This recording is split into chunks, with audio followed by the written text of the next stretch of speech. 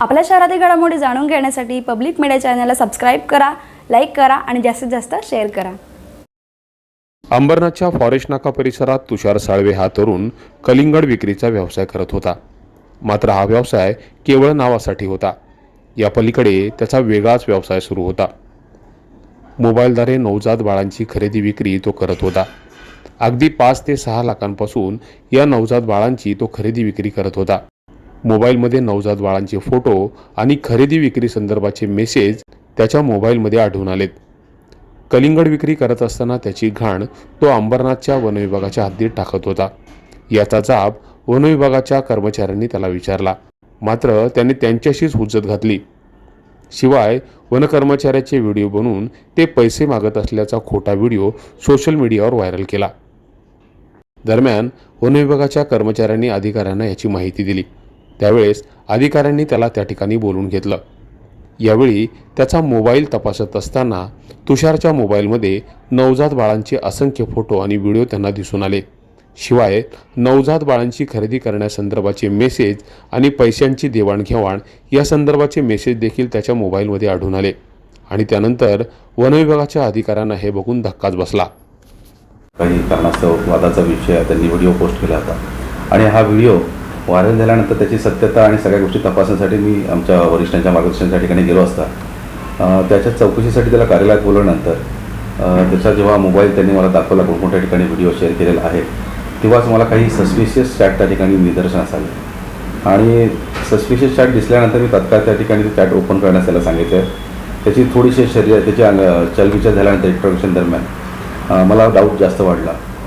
त्यानंतर त्या चॅटमध्ये मला काही फोटोज मुलांचे, लहान मुलांचे फोटोज दिसले, काही किमती आढळून आल्या।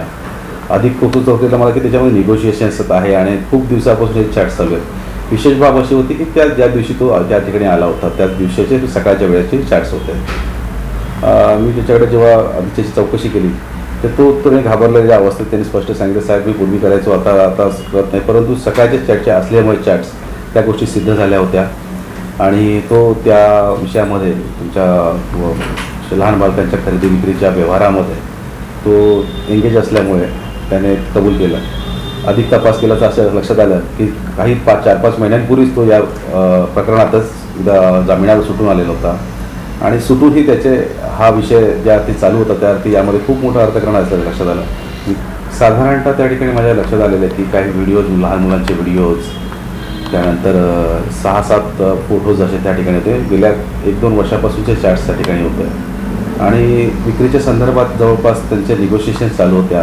5 लाखापासून ते 10 लाखापर्यंत असे काही वेगवेगळ्या प्रकारचे वेगवेगळ्या निगोशिएशन्स होत्या आणि हा खरंच एक गंभीर विषय होता। कदाचित या विषयाचे जर खोलात पोलीस तपास करतच आहेत, पण ते एक मोठं रॅकेट असण्याची नक्कीच दाट शक्यता आहे। या धक्कादायक प्रकरणानंतर वनविभागाच्या अधिकाऱ्यांनी थेट पोलीस ठाणं गाठलं आणि त्या ठिकाणी फिर्याद देत तुषार साळवेवर गुन्हा दाखल केला। आता वनविभागाच्या सतर्कतेमुळे तुषार हा जेलची हवा खातोय। याआधी नवजात बाळाची खरेदी विक्री करण्याच्या प्रकरणात तो जेलची हवा खाऊन आलाय आणि सध्या जामिनावर बाहेर आहे। असं असताना देखील नवजात बाळाची खरेदी विक्री करण्याचे व्यवहार त्याच्याकडून सुरू होते। वनविभागाचे कर्मचारी आणि वनविभागाच्या अधिकाऱ्यांच्या सतर्कतेचं बदलापूर शहरातून कौतुक केलं जात आहे। Public media, Ambernath.